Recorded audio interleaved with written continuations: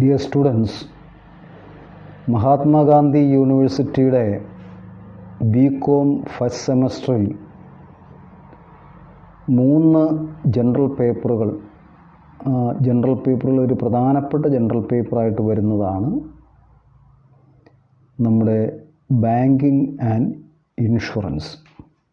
Banking and ഇൻഷുറൻസിലെ പ്രധാനമായിട്ടും ഇതിന് മുമ്പുണ്ടായിരുന്ന പ്രിൻസിപ്പിൾസ് ഓഫ് ബാങ്കിങ്ങും പ്രിൻസിപ്പിൾസ് ഓഫ് ഇൻഷുറൻസ്, ഈ 2 സബ്ജക്റ്റുകൾ, 2 പേപ്പറുകൾ ഇത് കമ്പൈൻ ചെയ്തിട്ടാണ് ബാങ്കിങ് ആൻഡ് ഇൻഷുറൻസ് എന്നുള്ളൊരു ഒറ്റ പേപ്പറാക്കി മാറ്റിയിരിക്കുന്നത്.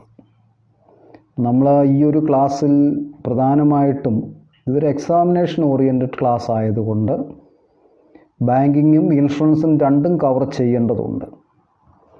ഈ സബ്ജക്റ്റിലെ 3ാമത്തെ മോഡ്യൂൾ തൊട്ട് 3, 4, 5 മോഡ്യൂളുകൾ ഓൾറെഡി ഞാൻ ക്ലാസ് എടുത്ത് യൂട്യൂബിൽ ഇട്ടിട്ടുള്ളതാണ്.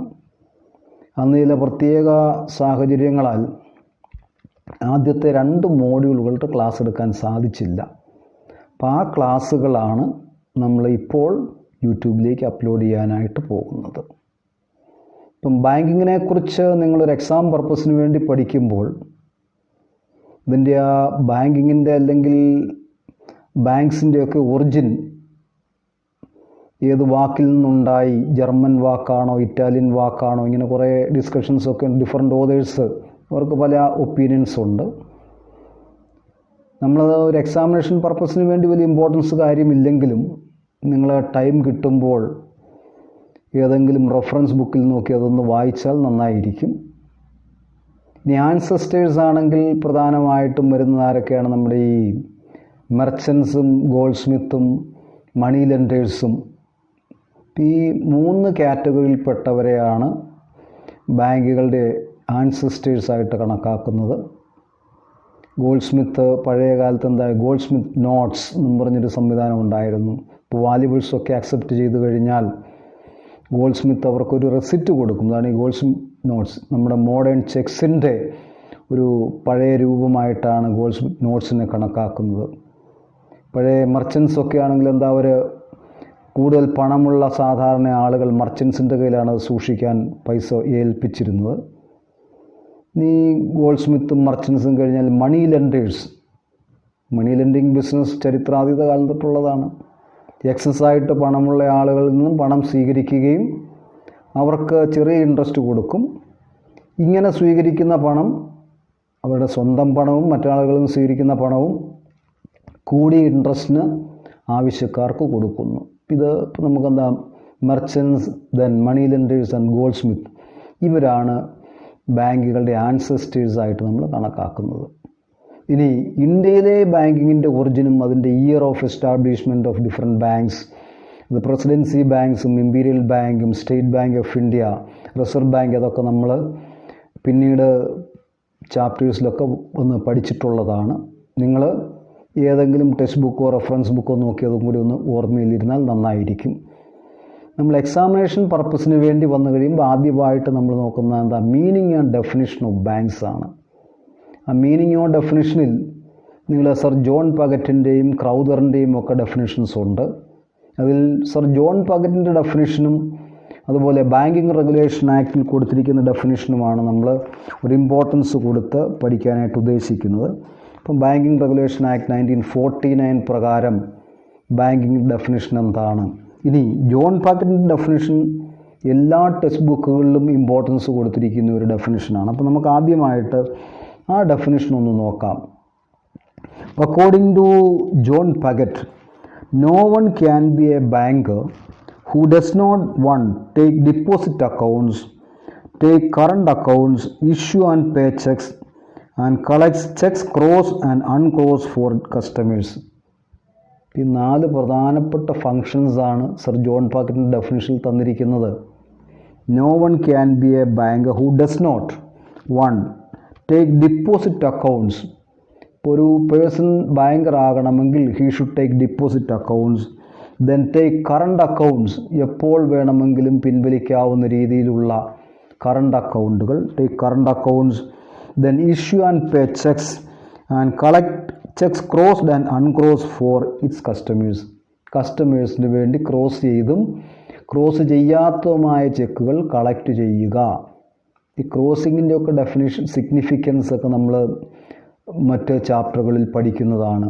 സിഗ്നിഫിക്കൻസ് ഓഫ് ക്രോസിങ്ങിൻ്റെ ഒരു പ്രധാനപ്പെട്ട സിഗ്നിഫിക്കൻസ് എന്താ? ഒരു അൺക്രോസ് ചെക്ക് ആണെങ്കിൽ an uncrossed check can be encashed from the counter. Crossing വന്നു കഴിഞ്ഞാൽ കൗണ്ടറിൽ കൊണ്ടുപോയി നമ്മൾ ആ ചെക്ക് കൊടുത്താൽ ബാങ്ക് പൈസ തരില്ല. It can be encash only through an account. ഒരു അക്കൗണ്ട് മുഖാന്തരമേ പണം കിട്ടുകയുള്ളൂ. ഇപ്പോൾ ബാങ്കർ എന്താ, ഒരു അക്കൗണ്ടിലേക്ക് ആ പൈസ ആദ്യം ക്രെഡിറ്റ് ചെയ്യും, പിന്നീട് മാത്രമേ ആ ചെക്ക് ഹോൾഡർക്ക് ആ പൈസ പിൻവലിക്കാൻ സാധിക്കുകയുള്ളൂ.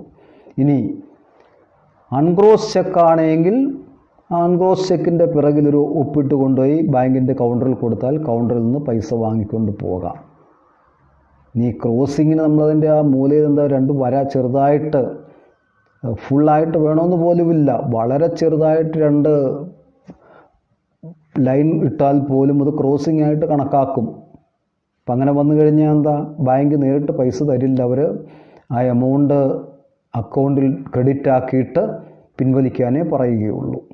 ഇപ്പം ക്രോസ് ചെയ്തതും അൺക്രോസ് ചെയ്തതുമായ ചെക്കുകൾ കളക്ട് ചെയ്യുക, ചെക്ക് ഇഷ്യൂ ചെയ്യുക, സേവിങ്സ് അക്കൗണ്ടിലേക്കും അതുപോലെ കറണ്ട് അക്കൗണ്ടിലേക്കുമൊക്കെ പൈസ ഡിപ്പോസിറ്റ് ചെയ്യുക, ആവശ്യക്കാർക്ക് ലോൺസ് ആൻഡ് അഡ്വാൻസ് കൊടുക്കുക. ഇതാണ് ജോൺ പഗറ്റിൻ്റെ ഒരു ഡെഫിനിഷൻ പ്രകാരം നമുക്ക് ബാങ്കേഴ്സിൻ്റെ പ്രധാനപ്പെട്ട ഫങ്ഷൻസ് ആയിട്ട് കണക്കാക്കാവുന്നത്. ഇനി ബാങ്കിങ് റെഗുലേഷൻ ആക്ട് 1949 ഡെഫിനിഷൻ 49 പ്രകാരം ഡെഫിനിഷൻ എന്താണെന്ന് നോക്കിക്കഴിഞ്ഞാൽ, so the banking Regulation Act 1949 defines the term banking as accepting for the purpose of lending and investment of money from the public. അപ്പം accepting for the purpose of lending and investment of deposits of money from the public, repayable on demand or otherwise, again and withdrawal by check, draft and order or otherwise. ഇത് വളരെ clear കട്ടായിട്ടുള്ളൊരു ഡെഫിനിഷനാണ്. ഈ ഒരു ഡെഫിനിഷനിൽ ഒരു ബാങ്കിൻ്റെ പ്രധാനപ്പെട്ട എല്ലാ ഫങ്ഷൻസും തന്നെ പറഞ്ഞിട്ടുണ്ട്. ഇപ്പം bank is an institution that accept deposits for the purpose of lending and investment. Bank എന്തിനാണ് പണം ഡിപ്പോസിറ്റായിട്ട് സ്വീകരിക്കുന്നത്? ആവശ്യക്കാർക്ക് കടം കൊടുക്കുക, ലെൻഡ് ചെയ്യുക, അതുപോലെ പ്രോഫിറ്റബിൾ ആയിട്ടുള്ള മറ്റ് ആക്ടിവിറ്റികളിൽ ഇൻവെസ്റ്റ് ചെയ്യുക, lending and investment. Then repayable on demand. ഇപ്പം ബാങ്കിൽ കൊണ്ടുപോയി നമ്മൾ പൈസ ഡിപ്പോസിറ്റായിട്ട് കൊടുത്തു കഴിഞ്ഞാൽ ബാങ്ക് അത് റീപേ ചെയ്യണമെങ്കിൽ ഡിപ്പോസിറ്റ് ഹോൾഡർ ഡിമാൻഡ് ചെയ്യണം. Repayable on demand. അല്ലാതെ ആ പൈസ ബാങ്ക് നമുക്ക് കൊണ്ടുവന്ന് തരികയല്ല ഒരു നിശ്ചിത തീയതിയാകുമ്പം. Bank will pay only on demand. അപ്പം repayable on demand or otherwise and withdrawal by cheque, draft and order or otherwise. ഈ പൈസ ഡ്രാഫ്റ്റായിട്ടോ ചെക്കായിട്ടോ അല്ലെങ്കിൽ നമ്മളൊരു വിഡ്രോവൽ സ്ലിപ്പ് ഫില്ല് ചെയ്തിട്ടോ മറ്റേതെങ്കിലും രീതിയിലോ ഒക്കെ ഇപ്പോൾ അത് നമുക്ക് വിഡ്രോ ചെയ്യാം. നമ്മൾ പ്രസൻറ്റ് ടൈമിലൊക്കെ ആണെങ്കിൽ എന്താ, നമ്മൾ ആ ഓൺലൈൻ പേയ്മെൻറ്റ് സിസ്റ്റത്തിലൂടെ അല്ലെങ്കിൽ ATM കാർഡ് ഉപയോഗിച്ചൊക്കെ വിഡ്രോ ചെയ്യാം. നമ്മൾ പൈസ ഡിപ്പോസിറ്റ് ചെയ്യുന്നു, വിഡ്രോ ചെയ്യുന്നു. ഇത്രയും കാര്യങ്ങളൊക്കെയാണ് നമ്മൾ ആ ബാങ്കിങ് റെഗുലേഷൻ ആക്റ്റിൽ പറഞ്ഞിരിക്കുന്നത്. ഇനി ഇതുമായിട്ട് ബന്ധപ്പെട്ട് നമ്മൾ ചുരുക്കത്തിൽ ബാങ്കുകളെക്കുറിച്ച് നോക്കിക്കഴിഞ്ഞാൽ, a modern bank refers to an institution that accept deposits and lends money. അപ്പം a bank is an institution that accept deposits and lends money. Then an institution that creates credit. Credit creation commercial ബാങ്കുകളുടെ ഒരു പ്രധാനപ്പെട്ട ഫങ്ഷനാണ്. നമ്മളത് ഈ മോഡ്യൂളിൽ തന്നെ പഠിക്കുന്നതാണ്. How commercial banks create credit. ഇപ്പം what is a primary deposit, what is a derivative deposits, how commercial banks create credit from primary ഡിപ്പോസിറ്റുകളിൽ നിന്നും കൊമേഴ്ഷ്യൽ ബാങ്കുകൾ എങ്ങനെയാണ് ഡെറിവേറ്റീവ് ഡിപ്പോസിറ്റുകൾ ക്രിയേറ്റ് ചെയ്യുന്നത്, എങ്ങനെയാണ് ഡെറിവേറ്റീവ് ഡിപ്പോസിറ്റിൻ്റെ ക്രിയേറ്റിലൂടെ ബാങ്കുകൾ ക്രെഡിറ്റ് ക്രിയേഷൻ നടത്തുന്നത്, നമ്മൾ ഈ ഒരു മോഡ്യൂളിൽ തന്നെ പഠിക്കുന്നതാണ്. Then again, an institution that aims at making profit. Bank is an institution. ബാങ്കുകൾ സോഷ്യൽ വർക്ക് സ്ഥാപനങ്ങളല്ല. ബാങ്കുകളെല്ലാം എന്താ, ലാഭേച്ഛയോടുകൂടി പ്രവർത്തിക്കുന്ന ഇൻസ്റ്റിറ്റ്യൂഷൻസ് ആണ്. Then it's an institution that performs a number of other agency and general utility services to its customers. ബാങ്കുകളെല്ലാം തന്നെ എന്താ അവരുടെ കസ്റ്റമേഴ്സിന് വേണ്ടി agency സർവീസുകൾ ചെയ്യാറുണ്ട്. അതുപോലെ ജനറൽ യൂട്ടിലിറ്റി സർവീസുകൾ പ്രൊവൈഡ് ചെയ്യാറുണ്ട്. ഈ സേഫ് കസ്റ്റഡി ലോക്കേഴ്സൊക്കെ ജനറൽ യൂട്ടിലിറ്റി സർവീസിൻ്റെ ഭാഗമായിട്ടാണ് ബാങ്കുകൾ കൊടുക്കുന്നത്. ഇനി സ്റ്റാൻഡിംഗ് ഇൻസ്ട്രക്ഷൻ പ്രകാരം ഇൻഷുറൻസ് പ്രീമിയമോ ഇലക്ട്രിസിറ്റി ബില്ലോ അല്ലെങ്കിൽ ന്യൂസ് പേപ്പർ സബ്സ്ക്രിപ്ഷനോ ഒക്കെ ബാങ്കുകൾ കൊടുക്കുന്നത് എന്താണ്? അതൊരു ഏജൻസി സർവീസിൻ്റെ ഭാഗമായിട്ടാണ്. ഈ 4 കാര്യങ്ങൾ പ്രധാനമായിട്ടും ഒരു മോഡേൺ ബാങ്കിൻ്റെ ഫങ്ഷനായിട്ട് നമുക്ക് കണക്കാക്കാം. ഇനി അടുത്തതായിട്ട് വരുന്നത് ക്ലാസിഫിക്കേഷൻ ഓഫ് ബാങ്ക്സ്. നമ്മൾ ബാങ്കുകളെ എങ്ങനെയാണ് ക്ലാസിഫൈ ചെയ്യുന്നത്, തരം തിരിക്കുന്നത്?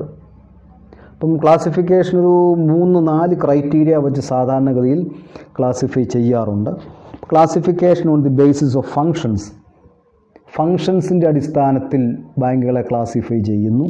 രണ്ടാമത് on the basis of ownership, ഉടമസ്ഥാവകാശം. ഇത് പബ്ലിക് സെക്ടറാണോ, പ്രൈവറ്റ് സെക്ടറാണോ, അല്ലെങ്കിൽ കോപ്പറേറ്റീവ് സെക്ടറാണോ? അപ്പം on the basis of ownership. Then again on the basis of domicile, ഇത് എവിടെയാണ് സ്ഥിതി ചെയ്യുന്നത്, എവിടെയാണ് രജിസ്റ്റർ ചെയ്തിരിക്കുന്നത്, എവിടെയാണ്? അപ്പോൾ അതിൻ്റെ ഇന്ത്യൻ ബാങ്കുകൾ, ഫോറിൻ ബാങ്കുകളൊക്കെ ഇതിൻ്റെ കാറ്റഗറി വരുന്നതാണ്. Then on the basis of രജിസ്ട്രേഷൻ്റെ അടിസ്ഥാനത്തിലാണെങ്കിൽ നമുക്ക് ഷെഡ്യൂൾ ബാങ്ക്സ്, ഇന്ത്യയിൽ രജിസ്റ്റർ ചെയ്ത് ബാങ്കിങ് റെഗുലേഷൻ ആക്ടിൻ്റെ 2nd ഷെഡ്യൂളിൽ ഉൾപ്പെട്ടിരിക്കുന്ന ബാങ്കുകൾ ഷെഡ്യൂൾ ബാങ്ക്സ് ആണ്. അപ്പോൾ 2nd ഷെഡ്യൂളിൽ ഉൾപ്പെടുത്തണമെന്നുണ്ടെങ്കിൽ ബാങ്ക് കുറേ ക്രൈറ്റീരിയ ഫുൾഫിൽ ചെയ്യണം. അപ്പോൾ ഈ ബാങ്കിങ് റെഗുലേഷൻ ആക്ടിലെ 2nd ഷെഡ്യൂളിൽ ഉൾപ്പെടുത്താത്ത ബാങ്കുകളൊക്കെ എന്തായിട്ട് വരും? നോൺ ഷെഡ്യൂൾ ബാങ്കായിട്ട് വരും. 2nd ഷെഡ്യൂളിൽ പേരുൾപ്പെടുത്തിയിരിക്കുന്ന ബാങ്കുകളാണ് ഷെഡ്യൂൾഡ് ബാങ്കുകളായിട്ട് അറിയപ്പെടുന്നത്. അപ്പം ഷെഡ്യൂൾ ബാങ്ക്സും നോൺ ഷെഡ്യൂൾ ബാങ്ക്സും തന്നെ അഗെയിൻ ലൈസൻസും അതുപോലെ തന്നെ നോൺ ലൈസൻസ് ബാങ്ക്, ഇതാണ് ജനറൽ ആയിട്ടൊരു ക്ലാസിഫിക്കേഷൻ. നമ്മൾ ആദ്യത്തെ ക്രൈറ്റീരിയ പറഞ്ഞിരിക്കുന്നത് on the basis of functions, ബാങ്കിൻ്റെ പ്രവർത്തനത്തിൻ്റെ അടിസ്ഥാനത്തിൽ ബാങ്കുകൾ നമ്മൾ ക്ലാസിഫൈ ചെയ്യുകയാണ് എങ്കിൽ, നമ്മൾ ഈ ക്ലാസിഫിക്കേഷൻ പാർട്ടൊക്കെ അല്പം സ്പീഡിലാണ് കവർ ചെയ്യാൻ ഉദ്ദേശിക്കുന്നത്. ബ്രീഫായിരിക്കും, പക്ഷെ നമുക്കൊരു ക്ലാസിഫിക്കേഷനുമായിട്ട് ബന്ധപ്പെട്ടൊരു 15 മാർക്കിൻ്റെ ക്വസ്റ്റ്യൻ വന്നാലും നമ്മൾ എഴുതാനുള്ള അത്രയും കാര്യങ്ങൾ ഇവിടെ കിട്ടും. കാരണം ഇത്രയും കാര്യങ്ങൾ നമ്മൾ അതിൻ്റെ ആ ടൈറ്റിൽ കൊടുത്തൊരു 2-3 സെൻറ്റൻസ് വെച്ച് എഴുതുമ്പോൾ തന്നെ ഒരു 4 പേജോളം വരും. MG യൂണിവേഴ്സിറ്റി 15 മാർക്കിന് പ്രതീക്ഷിക്കുന്നത് ഒരു 4 പേജൊക്കെ പ്രതീക്ഷിക്കാറുള്ളൂ. അപ്പം നിങ്ങൾ ആ 4 പേജ് എഴുതി കഴിഞ്ഞാൽ നമുക്ക് ആ 15-ൽ 15 മാർക്കും കിട്ടും. അതുകൊണ്ട് ഒത്തിരി എലാബറേറ്റ് ആയിട്ടൊരു എക്സ്പ്ലനേഷൻ കൊടുക്കേണ്ട കാര്യമില്ല. So classification on the basis of functions. ഒന്ന് കൊമേഴ്ഷ്യൽ ബാങ്ക്. അപ്പോൾ കൊമേഴ്ഷ്യൽ ബാങ്ക് എന്താണ്? നമ്മൾ ഒരു ബാങ്ക് എന്ന് കേൾക്കുമ്പോൾ തന്നെ നമ്മുടെ മനസ്സിൽ വരുന്ന ഒരു ചിന്താഗതിയാണ് കൊമേഴ്ഷ്യൽ ബാങ്ക് തന്നെയാണ്. അപ്പം commercial bank those banks which carry on commercial banking operations. Commercial banks are those banks that carry commercial banking operations such as acceptance of deposits from the public, repayable on demand or after a short period, and grant short-term credit mainly to trade. Accepting deposits from the general public and provide short-term credit mainly to trade. പൊതുജനങ്ങളിൽ നിന്നും deposit സ്വീകരിക്കുകയും short time credit provide ചെയ്യുകയും ചെയ്യുന്ന ഇൻസ്റ്റിറ്റ്യൂഷൻസാണ്, ബാങ്കുകളാണ് commercial banks. അപ്പം പ്രധാനമായിട്ടും commercial ബാങ്കുകൾ commercial banks are mainly concern with the supply of short time credit requirements of trade and industry. അപ്പം ട്രേഡും ഇൻഡസ്ട്രിക്കുമൊക്കെ ചുരുങ്ങിയ കാലാവധിയിലേക്ക് ക്രെഡിറ്റ് പ്രൊവൈഡ് ചെയ്യുക. So mainly concern with the provision of short time credit to trade and industry. പൊതുജനങ്ങളിൽ നിന്നും deposit സ്വീകരിക്കുകയും ഈ ഡിപ്പോസിറ്റായിട്ട് സ്വീകരിക്കുന്ന പണം ട്രേഡും ഇൻഡസ്ട്രിക്കുമൊക്കെ ചുരുങ്ങിയ കാലാവധിയിലേക്ക് ഷോർട്ട് ടൈം ക്രെഡിറ്റ് ആയിട്ട് കൊടുക്കുകയും ചെയ്യുന്ന ബാങ്കുകളാണ് കൊമേഴ്ഷ്യൽ ബാങ്ക്സ്. രണ്ടാമത് ഇൻഡസ്ട്രിയൽ ബാങ്ക്സ്. അപ്പം commercial banks are concern with the provision of short time credit to trade and industry. Industrial banks are mainly concerned with the provision of long-term credit. So industrial banks are banks meant for meeting the long-term credit requirements of industries. ഇൻഡസ്ട്രികളുടെ ദീർഘകാലത്തേക്കുള്ള 1 വർഷം തൊട്ട് 10 വർഷം വരെയൊക്കെ വരുന്ന, അല്ലെങ്കിൽ 15 വർഷം വരെയൊക്കെ വരുന്ന credit requirement അത് മീറ്റ് ചെയ്യുന്നതിന് വേണ്ടിയുള്ള സ്പെഷ്യലൈസ്ഡ് ഇൻസ്റ്റിറ്റ്യൂഷൻസാണ് ഇൻഡസ്ട്രിയൽ ബാങ്ക്സ് ആയിട്ട് വരുന്നത്. കൊമേഴ്ഷ്യൽ ബാങ്ക്സ് ആണെങ്കിൽ short time working capital requirement അതിനാവശ്യമായ ക്രെഡിറ്റ് കൊടുക്കുന്നു. ലോങ് ടൈം എസ്റ്റാബ്ലിഷ്മെൻറ്റും അതുപോലെ എക്സ്പാൻഷൻ ഇതിനെല്ലാം വേണ്ടി ഒരു ലോങ് ടൈമാണ്. ഇനി institutions that satisfy the long time credit requirements of industries are known as industrial banks. പ്രധാനമായിട്ട് നമ്മൾ ഇന്ത്യയിൽ നോക്കുകയാണെങ്കിൽ industrial development bank of India IDBI, then again industrial credit and investment corporation of India ICICI. ഇതൊക്കെ ഇപ്പം ഡീനാഷണലൈസ് ചെയ്തു പോയി. ഇതൊക്കെ ഇപ്പം ബാങ്കുകളായിട്ട് മാറി, മോഡേൺ ബാങ്കുകളായിട്ട് മാറിയിട്ടുണ്ട്. Then state financial corporations R examples of industrial banks. Industrial banks are specialised banks mainly meant for the provision of long-term credit requirement of the industry, അല്ലെങ്കിൽ that supplies or that meets the long-term credit requirements. ഇപ്പോൾ industrial banks ആണെങ്കിൽ എന്താ, long-term credit requirements of industry. Commercial banks ആണെങ്കിൽ mainly concern with the supply of short time credit to trade and industry. ഈ രണ്ട് പോയിന്റിന് importance കൊടുത്താൽ മതി. Industrial banks ആണെങ്കിൽ for meeting the long-term credit requirements of industry. Commercial banks ആണെങ്കിൽ concerned with അല്ലെങ്കിൽ for meeting the short-term credit requirements of trade and industry. Then മൂന്നാമത് agricultural banks ആണ്, for supplying credit to the agricultural sector. അപ്പോൾ അത് agricultural banks ആണെങ്കിൽ മെയിൻലി എന്താ, cooperative സെക്ടറിൽ വരുന്ന ബാങ്കുകളാണ്. So agricultural farmer requires both long time and short time credit. ഇപ്പോൾ രണ്ട് വേണം, ലോങ് ടൈമും ഷോർട്ട് ടൈമും വേണം. The short time credit requirements of the farmers are met by the primary cooperative societies അല്ലെങ്കിൽ primary cooperative banks in the cooperative sector. Then the long time credit requirements are met by the land development banks. ഇതും cooperative സെക്ടറിൽ organise ചെയ്തിരിക്കുന്നതാണ്. അപ്പോൾ agriculture സെക്ടറുമായിട്ട് ബന്ധപ്പെട്ട് primary cooperative സൊസൈറ്റീസും land development ബാങ്ക്സും. ഇതെല്ലാം നമ്മൾ ആ ഫങ്ഷൻസിൻ്റെ ബേസിസിൽ ബാങ്കുകളെ classify ചെയ്യുമ്പോഴാണ്. ഇതിനടുത്തതായിട്ട് എന്താ വന്നിരിക്കുന്ന ഒരു എക്സ്ചേഞ്ച് ബാങ്ക്സ് ഉണ്ട്. Exchange banks deals in foreign exchange. Exchange banks are those banks that deal in foreign exchange and specialise in financial foreign trade. Foreign എക്സ്ചേഞ്ചിൽ സ്പെഷ്യലൈസ് ചെയ്യുന്നു അല്ലെങ്കിൽ ഫോറിൻ ട്രേഡിൻ്റെ ഫിനാൻസിൽ സ്പെഷ്യലൈസ് ചെയ്യുന്ന ബാങ്കുകളാണ് എക്സ്ചേഞ്ച് ബാങ്ക്സ്. അപ്പം എക്സ്ചേഞ്ച് ബാങ്കുകളുടെ പ്രധാനപ്പെട്ട ഫംഗ്ഷൻ നമ്മൾ നോക്കിക്കഴിഞ്ഞാൽ എന്താ, their main function of exchange banks is to facilitate conversion of one currency into another currency. നമ്മൾ ഡോളറിനെ ഇന്ത്യൻ കറൻസി ഇന്ത്യൻ റുപ്പിയിലേക്ക് മാറ്റുക, അല്ലെങ്കിൽ ഇന്ത്യൻ റുപ്പിയെ ഡോളറിലേക്ക് കൺവേർട്ട് ചെയ്യുക. അപ്പം conversion of one currency into another, that is the main function of exchange banks. ഇന്ത്യയിലെ പ്രധാനപ്പെട്ട എല്ലാ കൊമേഴ്ഷ്യൽ ബാങ്കുകൾക്കും ഒരു ഫോറിൻ എക്സ്ചേഞ്ച് ഡിവിഷനുണ്ട്. എല്ലാ കൊമേഴ്ഷ്യൽ ബാങ്കുകളും ഈ എക്സ്ചേഞ്ച് ഫംഗ്ഷൻ പ്രൊവൈഡ് ചെയ്യാറുണ്ട്. ഇതിന് പുറമെയാണ് ഈ എക്സ്ചേഞ്ച് ബാങ്കുകൾ പ്രത്യേകമായിട്ടുള്ള സ്പെഷ്യലൈസ്ഡ് ഇൻസ്റ്റിറ്റ്യൂഷൻസ് വരുന്നത്. Then saving bank, banks that meant for promoting saving habit among the general public. പൊതുജനങ്ങൾക്കിടയിൽ സേവിങ് ഹാബിറ്റ് പ്രൊമോട്ട് ചെയ്യുന്നതിന് വേണ്ടിയുള്ള ബാങ്കുകളാണ് സേവിങ്സ് ബാങ്ക്. ഈ പോസ്റ്റ് ഓഫീസ് സേവിങ് ബാങ്ക് അല്ലെങ്കിൽ UTI. ഈ സേവിങ് ബാങ്കുകൾ എന്താണ്, പൈസ ഡിപ്പോസിറ്റ് ആയിട്ട് അക്സെപ്റ്റ് ചെയ്യാറേ ഉള്ളൂ, പൊതുജനങ്ങൾക്ക് ലോൺസും അഡ്വാൻസും കൊടുക്കാറില്ല. അപ്പം നമുക്ക് പ്രധാനമായി post office savings bank, UTI, then municipal savings banks etcetera are examples of saving banks in our country. അപ്പം these banks are meant for promoting saving habit among the public. അപ്പം പൊതുജനങ്ങളിൽ സേവിങ് ഹാബിറ്റ് പ്രൊമോട്ട് ചെയ്യുന്നതിന് വേണ്ടിയുള്ള ബാങ്കുകളാണ്. Then central bank എന്താണ്, apex banking institution in the country. ഇപ്പോൾ എല്ലാ രാജ്യങ്ങളിലും ഒരു സെൻട്രൽ ബാങ്ക് കാണും. Central bank is the top most banking institution which controls, regulate and supervise the monetary and credit system of A country. ഇപ്പം ഒരു രാജ്യത്തിൻ്റെ credit system control ചെയ്യുക, അതിനെ മോണിറ്റർ ചെയ്യുക, അങ്ങനെ ബാങ്കിങ് ഇൻസ്റ്റിറ്റ്യൂഷൻസിൻ്റെ ഏറ്റവും ടോപ്പ് മോസ്റ്റ് ഇൻസ്റ്റിറ്റ്യൂഷനാണ് അപ്പെക്സ് ബാങ്കിങ് ഇൻസ്റ്റിറ്റ്യൂഷനാണ് സെൻട്രൽ ബാങ്ക്. ഇപ്പം controls and regulate money in a country. മണിയും ക്രെഡിറ്റും എല്ലാം monetary and credit system of the country. ഒരു രാജ്യത്തിൻ്റെ monetary and credit system of the കൺട്രിയെ, ആ മോണിറ്ററി ആൻഡ് ക്രെഡിറ്റ് സിസ്റ്റം അത് റെഗുലേറ്റ് ചെയ്യുകയും കൺട്രോൾ ചെയ്യുകയും മോണിറ്റർ ചെയ്യുകയും ചെയ്യുന്ന ഒരു അപ്പെക്സ് ഇൻസ്റ്റിറ്റ്യൂഷനാണ് സെൻട്രൽ ബാങ്ക്. നമ്മുടെ സെൻട്രൽ ബാങ്ക്, ഇന്ത്യയിലെ സെൻട്രൽ ബാങ്ക് എന്താ, ഇന്ത്യയിലെ central bank Reserve bank of India is central bank of our country. Then all currency notes except 1 rupee, 1 രൂപ ഒഴികെയുള്ള മറ്റെല്ലാ കറൻസി നോട്ടുകളും ഇഷ്യൂ ചെയ്യുന്നത് റിസർവ് ബാങ്ക് ഓഫ് ഇന്ത്യയാണ്. ഇപ്പം നമ്മൾ ആ സെൻട്രൽ ബാങ്കിൻ്റെ ഫംഗ്ഷനൊക്കെ പിന്നീട് പഠിക്കുന്നതാണ്. Central bank, the topmost or apex banking institution in the country, which controls, regulate and monitor the supply of credit and supply of money in a country. Then World Bank. World Bank is also known as the International Bank for Reconstruction and Development, IBRD.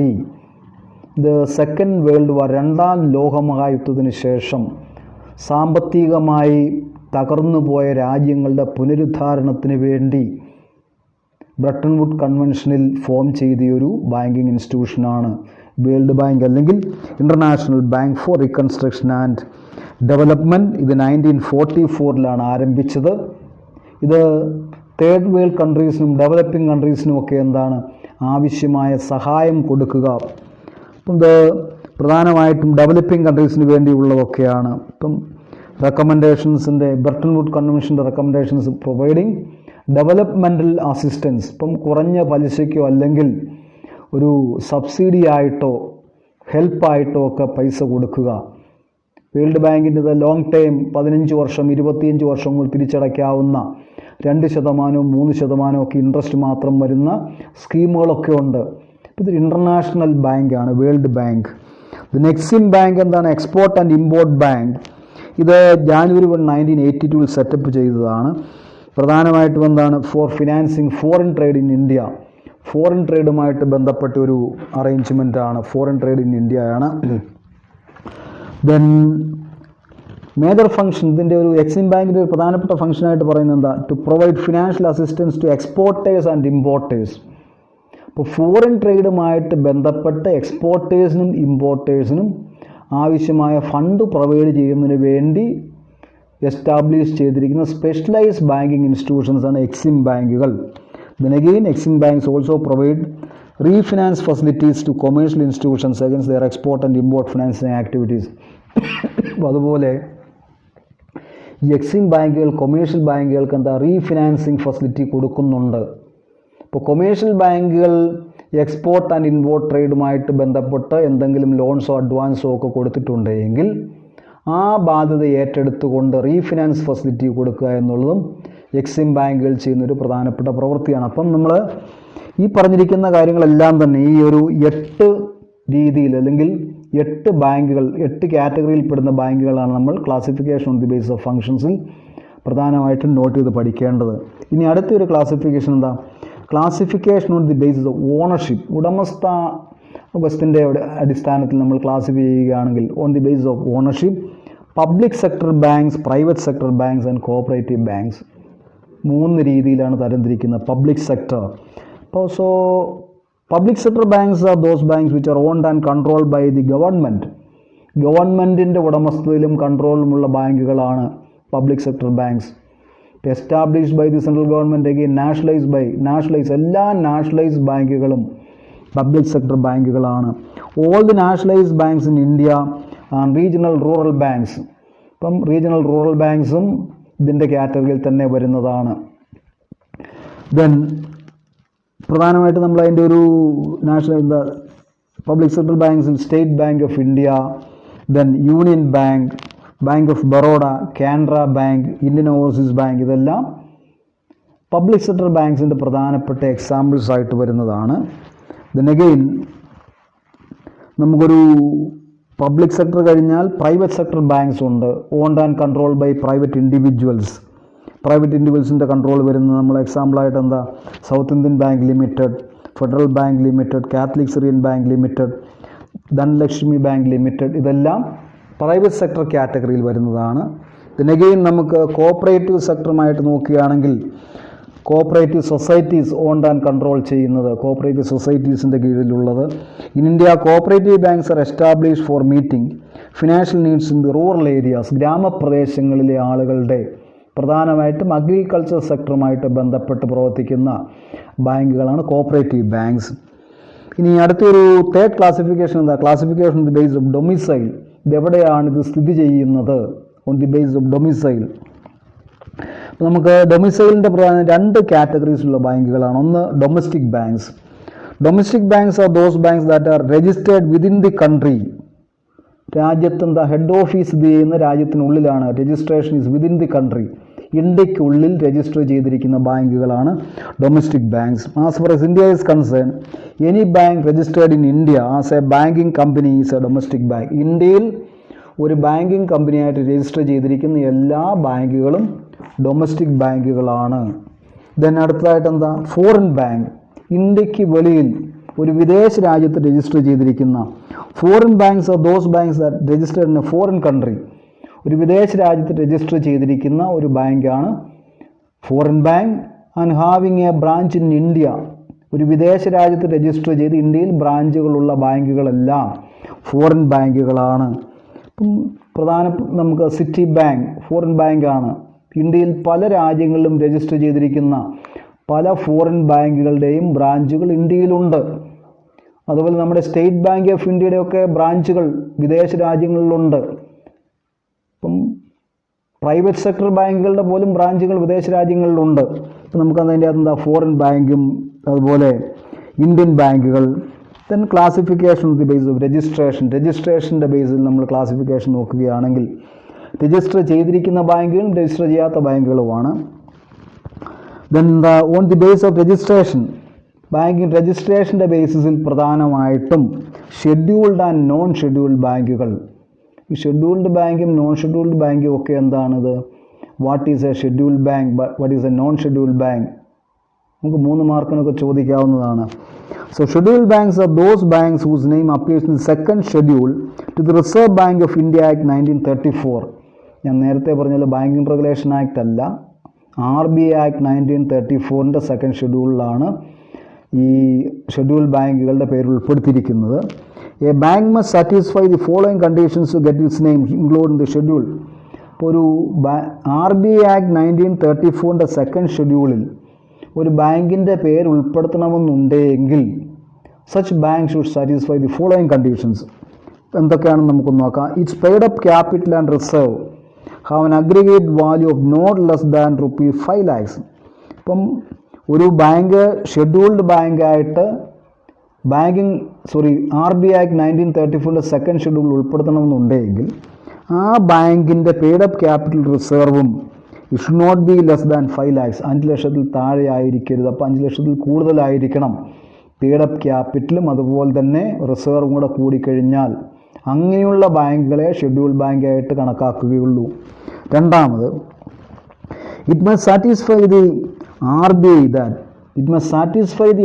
that its affairs are not being conducted in a manner detrimental to the interest of its depositors. ഈ ബാങ്കിൻ്റെ പ്രവർത്തനം depositors താല്പര്യങ്ങൾക്ക് വിരുദ്ധമല്ല എന്ന് RBIക്ക് ബോധ്യമുണ്ടായിരിക്കണം. അപ്പോൾ RBI satisfy ചെയ്താൽ മാത്രമേ second ഷെഡ്യൂളിൽ പേര് ഉൾപ്പെടുത്തുകയുള്ളൂ. ദെൻ മൂന്നാമത്, it must be a corporation or a corporate body and not a partnership or sole proprietorship concern. ഒരു പാർട്ട്ണർഷിപ്പ് കൺസേൺ ആയിട്ടോ അല്ലെങ്കിൽ ഒരു സോൾ പ്രൊപ്പറേറ്റർഷിപ്പ് കൺസേണോ ആയിട്ടോ പ്രവർത്തിക്കുന്ന സ്ഥാപനങ്ങൾക്ക് ഷെഡ്യൂൾഡ് ബാങ്കിൻ്റെ കാറ്റഗറിയിൽ ഉൾപ്പെടാൻ പറ്റില്ല. ഇപ്പോൾ ഈ 3 കണ്ടീഷൻസാണ് പറഞ്ഞിരിക്കുന്നത്. Non scheduled banks are those banks whose name is not included in the second schedule of the RBI act 1934. അപ്പോൾ RBI ആക്ട് 1934ൻ്റെ സെക്കൻഡ് ഷെഡ്യൂളിൽ പേര് ഉൾപ്പെടുത്താത്ത ബാങ്കുകളെല്ലാം നോൺ ഷെഡ്യൂൾഡ് ബാങ്കുകളാണ്. ഞാൻ ഈ ക്ലാസ്സിൻ്റെ ഇടയ്ക്ക് പറഞ്ഞിരുന്നത് ഈ ബാങ്കിങ് റെഗുലേഷൻ ആക്ട് അല്ല, സെക്കൻഡ് ഷെഡ്യൂൾ വരുന്നത് RBI ആക്ട് 1934ലാണ്. So kindly note that. Then licence and non licence bank. Licence ഉള്ള ബാങ്കുകളും ലൈസൻസ് ഇല്ലാത്ത ബാങ്കുകളും. നമ്മളെന്താ ഓൺ ദി ബേസിസ് ഓഫ് രജിസ്ട്രേഷൻ്റെ അടിസ്ഥാനത്തിൽ ഷെഡ്യൂൾഡ് ബാങ്കും നോൺ ഷെഡ്യൂൾഡ് ബാങ്കും. Then again the licence and non licence bank, ഇത് ബേസ് ഓഫ് രജിസ്ട്രേഷനിലെ ക്ലാസിഫിക്കേഷനാണ്. Licence banks are those banks which have been given a licence from RBI. Banking activity ഇന്ത്യയിൽ നമുക്ക് നടത്തണമെന്നുണ്ടെങ്കിൽ എന്താ ചെയ്യേണ്ടത്? RBIയിൽ നിന്നും രജിസ്ട്രേഷൻ എടുത്തിരിക്കണം for carrying banking business in India. അപ്പോൾ licence banks are those banks which have been given a licence from the RBI for carrying on banking business in India. ഇന്ത്യയിൽ ബാങ്കിങ് ബിസിനസ് നടപ്പിലാക്കുന്നതിന് വേണ്ടി റിസർവ് ബാങ്ക് ഓഫ് ഇന്ത്യയിൽ നിന്നും licence കരസ്ഥമാക്കിയിരിക്കുന്ന ബാങ്കുകളാണ് licence ബാങ്കുകൾ. Then under the Banking Regulation Act 1949, every banking company must obtain a license from the RBI for doing banking business in India. Banking Regulation Act 1949 പ്രകാരം ഇന്ത്യയിൽ banking business നടത്തണമെന്നുണ്ടെങ്കിൽ RBI നിന്നും licence കരസ്ഥമാക്കിയിരിക്കണം.